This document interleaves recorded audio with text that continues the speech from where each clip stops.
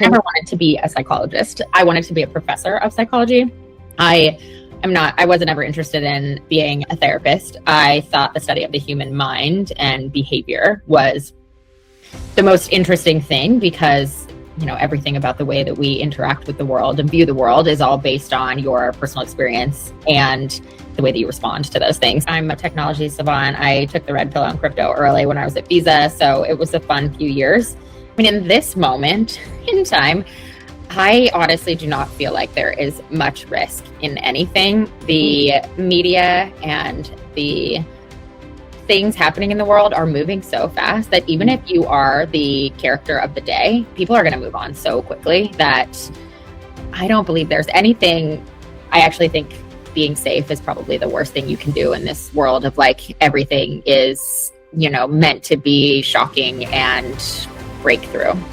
In a world of uncertainty, entrepreneurship is a certain path. You own your day-to-day, you own how much you make, you own, the future of the business. We saw Pokemon cards starting to pop on Shopify, 2 years ago and sponsored a couple of card shows. And now Pokemon cards is $1 billion business that's fueling all sorts of crazy things, including robberies of Pokemon shop stores. My mom is from New York, the Bronx, and was the breadwinner in my family and just took no shit from anybody ever. Women should and can have a voice. And I think her being the breadwinner, and not to say my dad had a wonderful job, but just also, just any sort of traditional gender roles went away in my head. Before we get into today's conversation, I want to take a quick moment to say this. If Be Anomalous has helped you think differently, feel less alone, or see new possibilities for your own path, I would really appreciate your support. Subscribing, sharing this episode, or leaving a review really helps me reach more people who need these conversations. So please subscribe.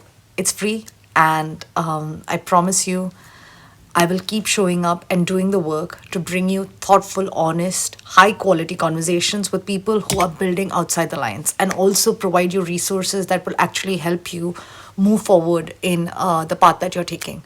Thank you for being here, and it truly means everything. I'm really trying to build something that's bigger and helpful for this beautiful community that I have. Thank you. Welcome to Be Anomalous. I'm Sai Menon, and today's guest is Jessica Williams, a leader who has helped shape how modern brands, creators, and entrepreneurs are built. Jessica has spent her career inside some of the most influential companies of our times, including Visa, Coinbase, and now Shopify, where she leads brand marketing and partnership. Her work sits at the intersection of culture, commerce, and community. She's helped build creator-led and celebrity-founded brands alongside names like Serena Williams, Mr. Beast, and Pamela Anderson by helping them turn influence into real sustainable businesses. What makes Jessica's story compelling isn't just the room she's been in. It's how she thinks. She approaches marketing through the lens of psychology, leadership through empathy, and ambition as something that evolves with life rather than consumes it. In this episode, we talk about how creator-led entrepreneurship actually works behind the scenes, why playing it safe is the riskiest strategy in today's world, and now how influence is built without being the loudest voice in the room, and what ambition looks like when leadership, responsibility, and family grow together. This conversation is for founders building something from scratch and for corporate leaders shaping decisions from inside the system. So let's get into it. Welcome to Be Anomalous, Jessica. Thank you so much for taking the time to be here. I'm really excited for our conversation. Before we move into your role at Shopify right now, I wanted to ask you about the experiences that shaped you to think about people, culture, and, ambition. Sure. Well, hi. Thanks for having me. I'm excited to be here. The experiences that shaped me, I think the one that's probably most prevalent is my mom is a psychologist and she built her practice out of our home. So a kid growing up, we had a lot of interesting people through our house over the years as she changed her practice over the years to focus on folks with eating disorders, athletes with mental health issues, teens and adolescents with eating disorders and, women with too much stress and, high performing jobs. It sort of adapted over the years as her practice changed. But I mean, starting when I was, 4 until I left for college, that was my experience in our household. And so I just think, having that experience to have so many people, different types of people through our house, many of them, becoming close friends with my mom, becoming like close confidants of the family, that just shaped me in different cultures, different experiences, how behavior really impacts people, how, psychology and mental health have an impact on folks. So, it didn't necessarily lead me directly to here. I mean, I studied psychology in college and my master's degree, but certainly shaped a lot of the way that I see the world. My mom was also a professor at a couple of different universities focusing on mental health and athletes. And so that also just sort of shaped some of the ways that I view the world. Oh, wow. Yeah, I was going to ask you what led you to psychology, but then I guess your experiences and watching your mom sort of made you choose psychology. How much do you I think? never wanted to be a psychologist. Oh. I wanted to be a professor of psychology. I wasn't ever interested in being a therapist. I thought the study of the human mind and behavior was the most interesting thing because, everything about the way that we interact with the world and view the world is all based on your personal experience and the way that you respond to those things. So it's actually what led me to marketing. I think marketing is just a layer on of people's experiences and views in the world and then how they react as a result of that. But yes, that's why I studied psychology. You would say that your education in psychology really helped you understand and navigate and probably gives you an added advantage in terms of marketing and the job that you do right now. Yeah, I think most people study marketing from a business perspective, which is obviously important. Marketing is a business function, but rarely do people study it from the aspect of, behavior and behavioral psychology, which I would call behavior psychology marketing in many ways. Like you're really just studying how to change people's behavior through the lens of how they experience the world. Tell us a little bit about your career. You've worked in Visa, Coinbase, and now Shopify. You've led through like so many different of these iconic roles. How did each of those chapters unfold in your life and what did they teach you? I actually came out of graduate school at an early stage startup that was focused on social media analytics. So it was like early days of Twitter and Facebook, and it was essentially using indicators from social platforms to help brands decide on marketing programs. So, that was like kind of an early interesting way into marketing because it was essentially at the ground floor of social media. And Yahoo was one of our clients. And so I worked on the Yahoo business for a while, and then they recruited me out to Silicon Valley to work at the Yahoo campus in Sunnyvale. I was in marketing analytics for my first, I would say 7 or 8 years in marketing. I worked at Yahoo and then an agency and then got recruited to Visa to actually work in their marketing analytics department. I quickly found that marketing analytics was sort of moving in the direction of, more like SaaS-based products are much more like statistically sound versus like what I could do in an Excel spreadsheet. So at Visa, I moved from the marketing analytics team to the commerce marketing team. At the time, it was called Visa Checkout. And so for the next years, I worked in product marketing at Visa. I worked in partnership marketing at Visa, so did a lot of Olympics and FIFA and NFL work. And my last foray at Visa before I moved over to Coinbase was leading a part of their brand marketing team. And so this was sort of reshaping Visa's brand in the world as a credit card company into technology and really just like a technology payments company. I moved over to Coinbase to help them start and lead their first brand team. They had just gone public, and most of what they had was performance marketing, but they were really looking to solidify the Coinbase brand as the most trusted name in crypto. And that was certainly a wild ride for 3 years. Lots of highs, lots of lows, but it was great. I'm a technology savant. I took the red pill on crypto early when I was at Visa, so it was a fun few years. And then I've been at Shopify just over 2.5 years. I think the ethos and the brand promise at Shopify is probably my most favorite of any place that I've worked. We're really focused on, making entrepreneurship easier and building more entrepreneurs in the world, which is a really fun brand problem to work on. Throughout these roles, it seemed like you were just adapting to the changes that kept happening, whether it's technologically, at the same time also in these companies, and you were just kind of adapting and learning and moving very fast. What do you think was that added advantage that you had to make you navigate these roles in a way that the rest of them were not able to? And also, what did you learn about leadership through these roles?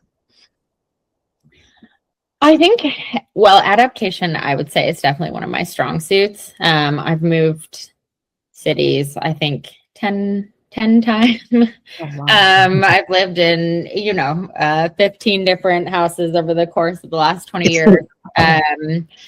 I think just that adaptation is necessary. Marketing is moving so fast these days, and, not being rooted in any sort of ways of viewing the world. And also, both here and at Coinbase, we have a saying about strong opinions loosely held. Like, there's just always going to be a different way of viewing things. And so I think adapting is one of my best qualities. I also think that marketing, just in the way that, it was done at Yahoo and Visa, like, doesn't exist really anymore. These sort of big moments where everyone in the world is watching at the same time and you can get this one singular message out. Maybe aside from, the Super Bowl, we really don't have a lot of those moments. Even when you think about FIFA, for example, most people are going to watch that on their phones from their favorite, clipping agency or medium or, influencer. And so there's really not these like collective moments. And I think, just thinking about the way that we do marketing and the way that it works at each company and their strong suits and, how people in the US consume media versus how people globally consume media. I just think, we all have to be a lot faster and a lot more open to many different new ways of doing things. What was the second question? How did you shape yourself as a leader and grow yourself as a leader in these roles? That is a good question. I've had a lot of amazing mentors throughout my years and CMOs to model myself after. At Visa, I worked under Antonio Lucio, who's sort of iconic CMO from Visa, and then he was at Meta, PepsiCo for a long time before that. Just a brilliant creative and really an empathetic leader who I think, taught me a lot about what it means to care for people while also, building a massive global brand. Also just, one of the most unique sort of creative minds that I've seen. At Coinbase, I worked for Kate Rao, who's now at OpenAI, who, just led the company through such a challenging time with such grace and wisdom, and really adapted herself to, what was needed at the time, which in some cases was a strong comms leader, in some cases was, somebody who was going to be able to, lobby around crypto through marketing channels, was the brilliant creative mind behind the Super Bowl QR code commercial.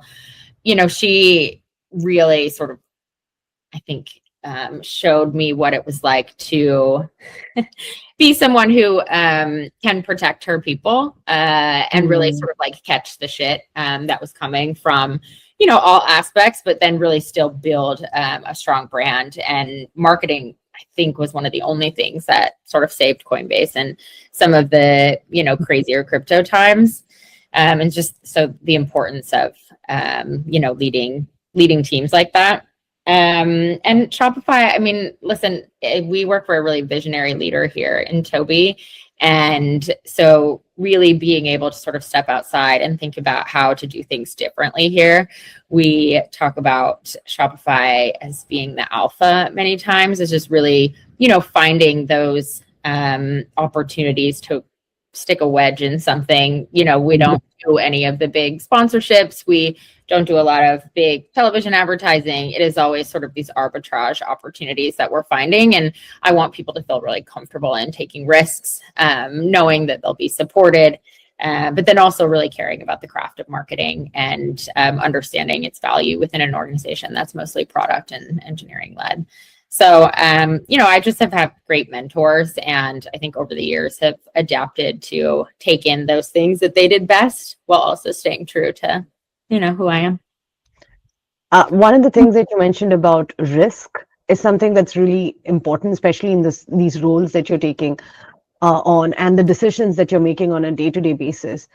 How do you view risk? And even though you said that you give your team the ability to take risk on, whatever the risk that might be, but what about the repercussions? How do you kind of make risk taking? How do you kind of, how have you learned about risk taking in all these positions? And also, what were some of the mistakes? In this moment in time, I honestly do not feel like there is much risk in anything. The media and the things happening in the world are moving so fast that even if you are the character of the day, people are going to move on so quickly that I don't believe there's anything outside of something incredibly terrible that is really a risk these days. Anything creatively, I feel like, you test something in AI and it doesn't work, people are in the comments mad for a few hours and then everyone's moved on to the next thing. You over rotate on something, you put out a bad piece of creative, Toby, or some other executive, says something, like people just move on. And so I think really the biggest thing for me is that if we become stale or something that is forgettable, that to me is actually much worse, because then they'll just move on to what is the thing of the day. And so for us, the product being the best that it can be, the most useful, the best use for the money that people are paying, they get the best quality and the future that Shopify is offering them through the platform. I think it's our job as marketers to then, not only obviously share those product priorities and that sort of like trust factor, but then to really make it so people know. I mean, breaking through on the how do people know about this is what I'm most interested in. And I actually think being safe is probably the worst thing you can do in this world of like everything is, meant to be shocking and breakthrough. How do you view cancel culture? We don't here really. Toby has a very strong POV, as do most tech executives, around cancel culture. I think I appreciate it in the sense of like, we just don't pay attention to it. We're not worried about it. There is a singular focus here to build more entrepreneurs in the world. And so anything that we do that lends itself to that singular focus is fine. I think where we would get into trouble is like if we take our eye off the ball of that, because then, what we're doing is not in service of building more entrepreneurs in the world. And, the same can be said for when I was at Coinbase. We, singular focus of growing the crypto economy and giving people more financial freedom. And so everything that we did was in service of that. And I think the only time, there was ever any issues was when someone took their eye off the ball and, sort of like found themselves thinking about something else. And we give that freedom to employees. And if you work here, you know that. And so, cancel culture isn't really something that we think or talk about here. Okay. So tell us now a little bit about your role at Shopify and what does your role look like? Yeah, I run the brand marketing team here. So we have 3 marketing teams. We have a product marketing team that is really focused on sharing the latest products, features, technical partnerships in the world. We have a performance marketing team that's super focused on converting people to Shopify users. My team is a wonderful mix of creatives, social partnerships, merchant programs, marketing operations, video labs. We have spaces teams, and we are truly all in service of how do we make entrepreneurship more attractive and how do we grow entrepreneurs in the world. Most of our marketing dollars are spent on influencers, creators, partnerships, where we're influencing those who are watching certain creators or following celebrities on, showing how they built their businesses on Shopify and how, it's not as scary as you may think. We also have spaces in New York and LA and soon to be London where we operate a ton of pop-ups. So businesses that may have mostly been D2C in the past are sort of bringing themselves to an in real life commerce experience for the first time, which is super fun to be able to provide a D2C brand an opportunity to, have an in real life store for a few days. We often see lines around the blocks, for people waiting to come meet their favorite founder, come experience their favorite brand that in the past they've only been able to buy online. We have a ton of other teams that, are focused on social, which, we reach merchants and developers and partners and, creators and fans. And so, our social team spans a whole lot of amazing folks. And then we have a lot of merchant programs. So when you reach a certain sales milestone, I think the first one is 10,000 sales, 100,000, and then 1 million. And we have big merchant programs that sort of surround that to celebrate those who have obviously been on Shopify for a while and are growing their business. How have you seen entrepreneurship change through these years? Because now with Shopify, it's become so easy and it's accessible, and you basically can reach the consumers so easily. So what do you think are some of the challenges now, and what have you seen how entrepreneurship has changed? Yeah, I mean, you said it. It's easier than it ever has been with regard to starting a business. Whether it's Shopify with our own AI tools or something like Lovable, you can vibe code a new store in a couple of hours. I think what we love about entrepreneurship is that it's tough to get started, but there is such like a grit required to keep going. And that is really where Shopify shines in that, we are building the best platform out there in order to not only help you get started, but help you grow your business, help you market, help you understand international tariffs and shipping and, helping with product photos and all the things that in the past would have seemed daunting. You can do with ease now on Shopify, and really in this world, and this is a lot of what our brand work recently, our brand creative focuses on, is it's scary out there. Layoffs, AI taking jobs, whether that's true or not, that's the headline. Geopolitical conflicts, like there are so many crazy things to worry about. And, if you, in a world of uncertainty, like entrepreneurship is a certain path. You own your day to day, you own how much you make, you own, the future of the business. And that in a world of craziness, seems like a very positive path. So that's really a lot of the work that we do through all of this, which is, entrepreneurship is a path that more people should consider, and Shopify is there to help you get there. If you were to start a brand today, what would be some of the major steps that you would take? Well, I am not an entrepreneur.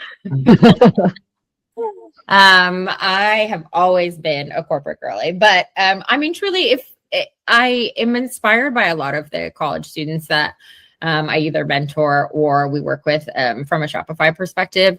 I think there are so many like niche things that people love and will pay a ton of money for, that you don't have to have hundreds of thousands of customers. You just have to have, 1,000. I think like the 1,000 true fans model has never been more true than today, where you just have to have that. You just have to be relevant to that small niche community. So, some of the things that, we see spiking on Shopify or had in the past that we didn't know would become massive cultural movements, sewing and crocheting, were spiking a few years ago. And we did a couple of pop-ups with the Woobles and some other, like stitch knitting. And all of a sudden it's a massive business with, millions and millions of dollars flowing through it and tons of new businesses popping up. We saw Pokemon cards starting to pop on Shopify, 2 years ago, and sponsored a couple of card shows. And now Pokemon cards is $1 billion business, that's fueling all sorts of crazy things, including robberies of Pokemon shop stores, because people know they're so valuable. Pickleball, Padel. I could go on and on. Like the niche community factor is such an interesting one. And I think really, truly, like there's so much opportunity to just find that niche community and build things that are useful for them and grow from there. What are some of the mistakes that entrepreneurs make while scaling? And I think you might see that a lot. Yeah, listen, again, we are sort of in the business of helping people. I think, just very anecdotally, some of the things that, we see is, to try to do too much too quickly. The president of Shopify, Harley, was on stage last year at NRF with the CEO of Athletic Greens. And, this thing that he said on stage really resonates with me, which is Athletic Greens is $1 billion company with one SKU. Now they have 2 SKUs, they have 2 products, but you don't need a ton of products or a ton of variation to grow. You just need to do 1 or 2 things very, very well. And that is, I think, what we at Shopify see as being the most important is the quality of the product. It's, clearly what we focus on as well is like the quality of the platform versus trying to be everything to everyone. I also think like we have a very unique perspective on seeing a lot of creator and celebrity businesses. And I think the biggest fault that we see is creators or celebrities sort of slapping their name on something that they're not truly passionate about, because then inevitably it will fail because fans and followers can see right through it. If the whole brand is built on the distribution of the creator or the celebrity and they're not authentically, tied to the business, that's just a tough thing to get through. Since you brought that up, partnerships that you've dealt with, so many major partnerships, like with major creators from Win Beauty to Mr. Beast, the commerce products that they have led. How do you make those decisions without the celebrity image in place? Like, how do you kind of make those partnership deals where it's beyond, the brand name? Yeah, I mean, listen, even celebrities and massive creators, they're still like entrepreneurs who are building a business at heart. So, I'm Serena Williams, and Wynn is a great example. Serena is a massive celebrity, and anyone would know her on the street, and she's globally recognized, but building a beauty business is hard. And so they still needed support from someone like Shopify because they had never built a D2C makeup business before. And so understanding when is the right time to sell into retail versus just going D2C, or how do you remarket to people without being too overly aggressive, or when's the right time to have a sale ahead of Black Friday, Cyber Monday, or when's the right time to pop up, and how do we get people to come test the product? So those are all questions that any beauty founder would have, and it's no different from Serena, even though she's a global icon.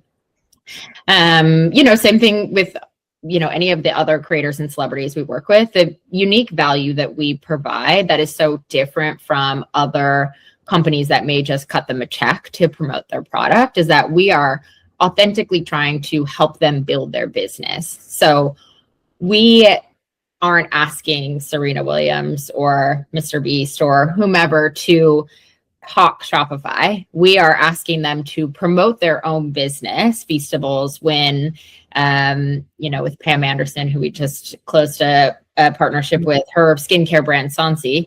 We're asking you to promote your own brand and just help tell the story of how Shopify supported you while building your business.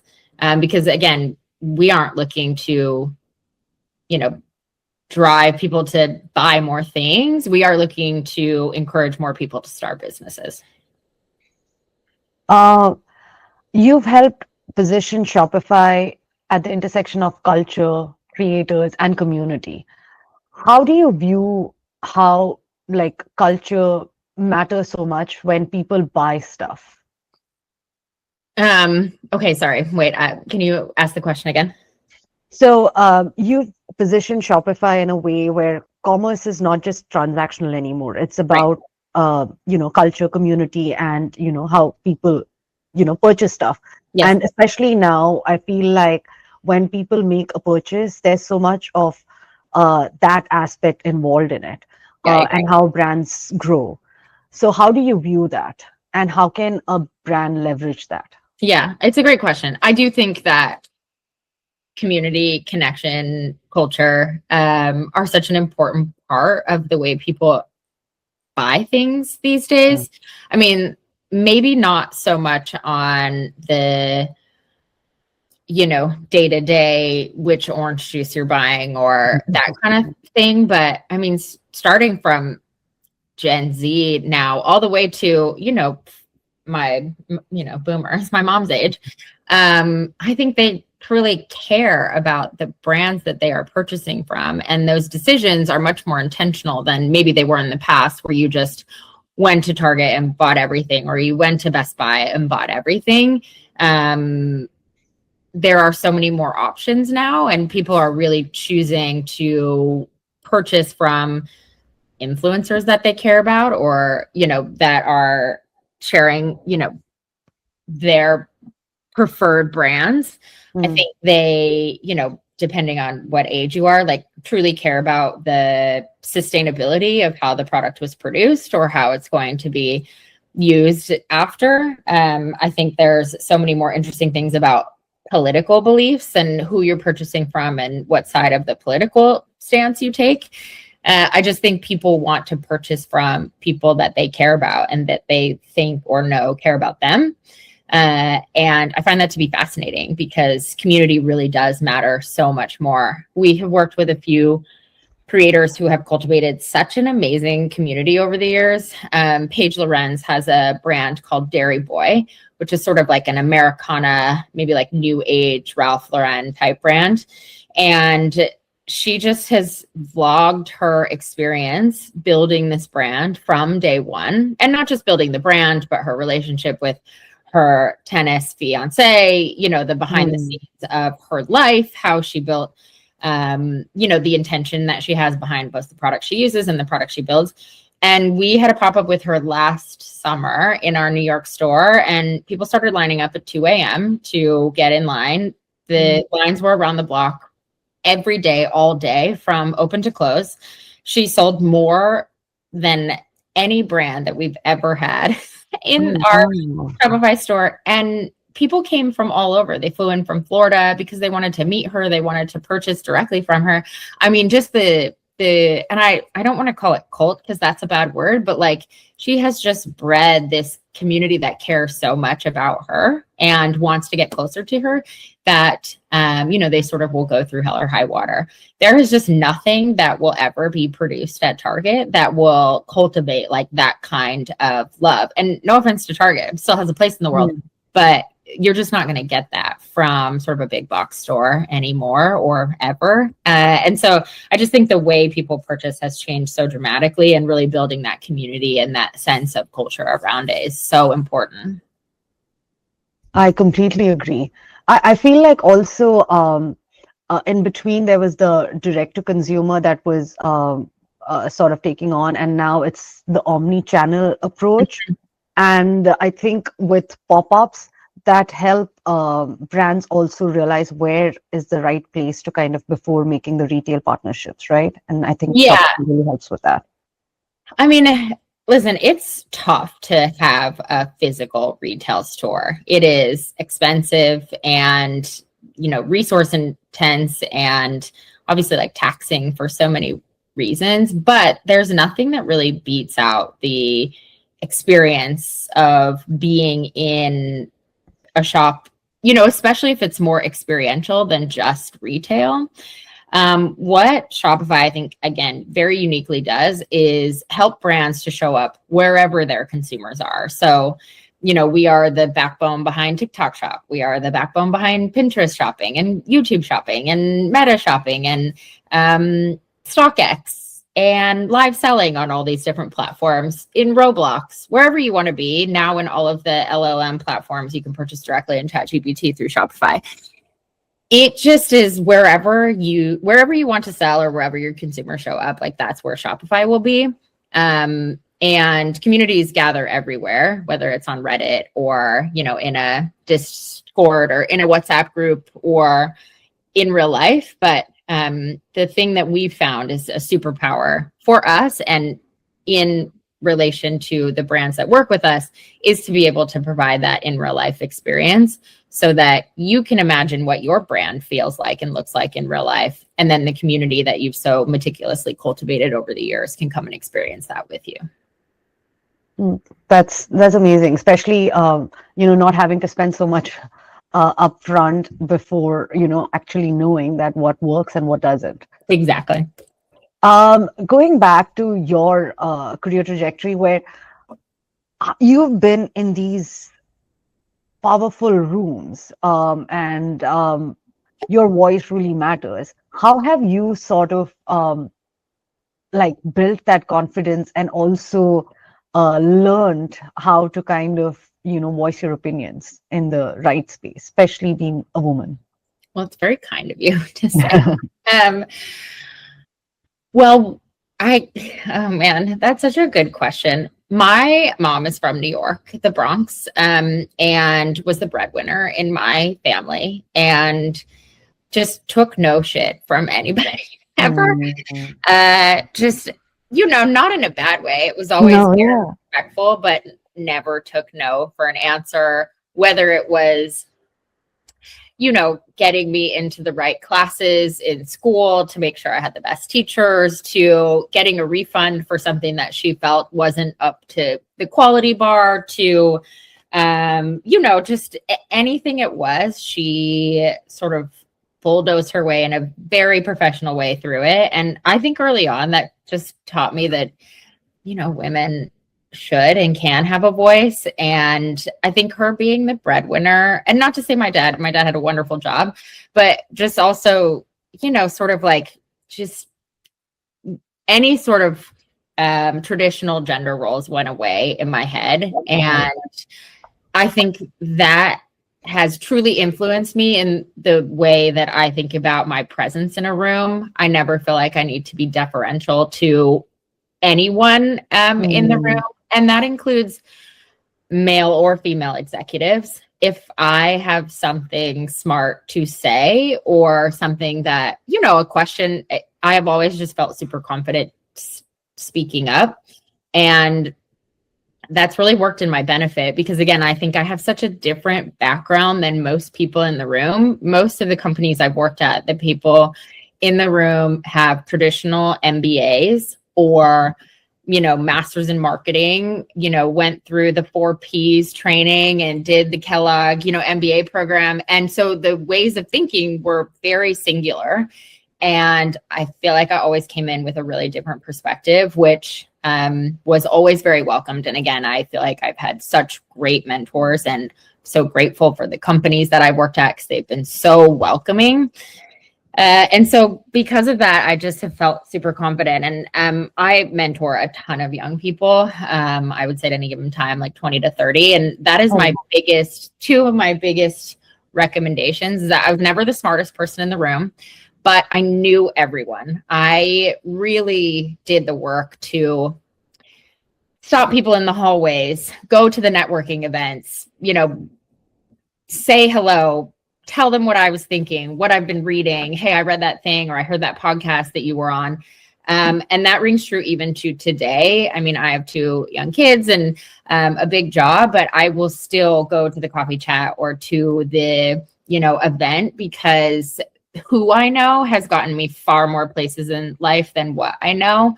And so I just think in today's world, like truly, I think it was Jay-Z that like your network is your net worth. Like you got to really build your network.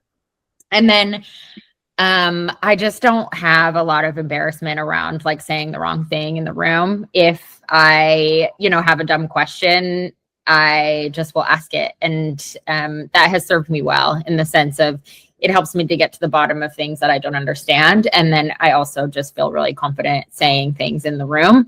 And while that is learned over time, I definitely encourage people to speak up versus, sort of like just sitting in the corner, because then even if you speak up and, say the wrong thing, at least you're remembered versus, someone who sat in the corner and didn't say anything and no one will ever remember you.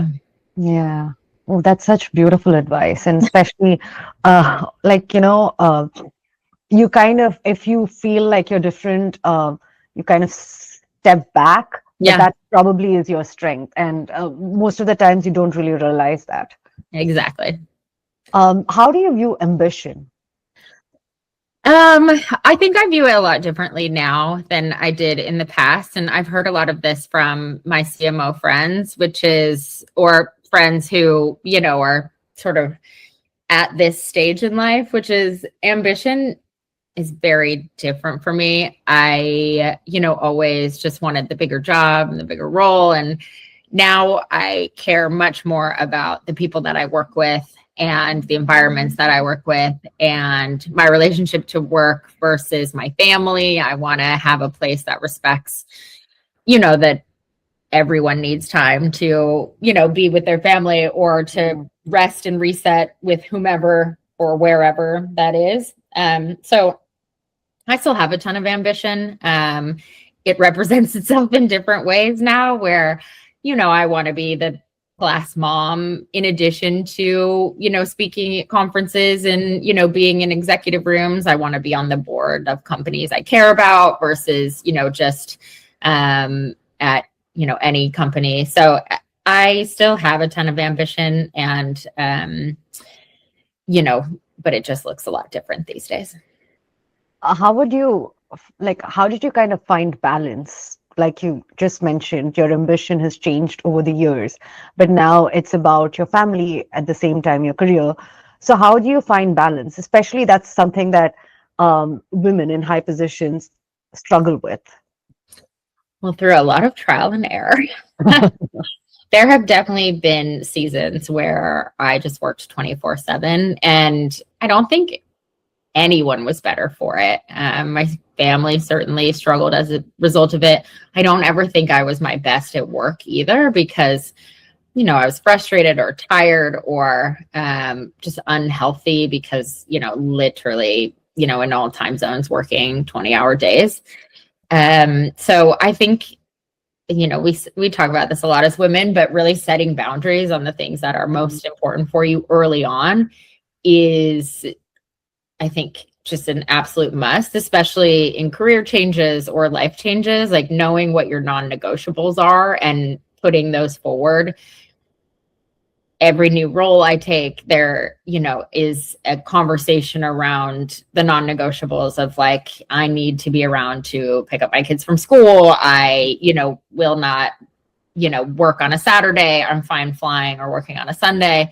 I won't be gone, on a work trip more than 3 days at a time. Just like there are things that to me are so important to say out loud. And to have conviction on, because they're going to want you no matter what. And it is usually you who is sort of like moving the goalpost versus them. And so I feel like just making the goalpost super clear early on is most important.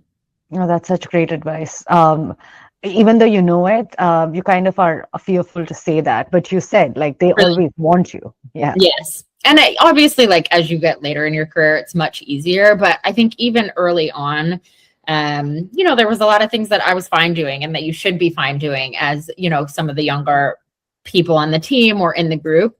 But what I feel like gets us all into trouble, and in fact, I think tends to make people,